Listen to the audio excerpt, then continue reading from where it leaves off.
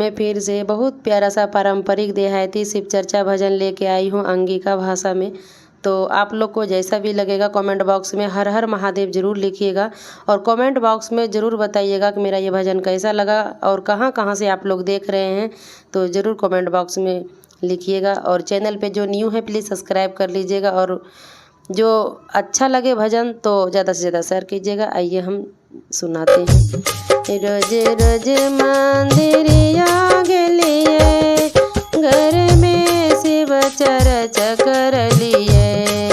रोज रोज मंदिरिया गेलिए, घर में शिव चर्चा कर लिए।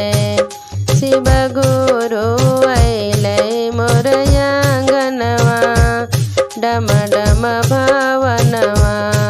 शिव गुरु अइले मोर आंगनवा, डम डम भावनवा। रोज रोज मंदिरिया गेलिए, घर में शिव चर्चा कर लिए। रोज रोज मंदिरिया गेलिए, घर में शिव चर्चा कर लिए। शिव गुरु अइले मोर आंगनवा, डम डम भवनवा।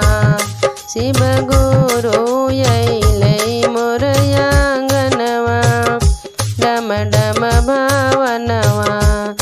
सब दुख विपतिया भागल, कुटिया के भाग जागल।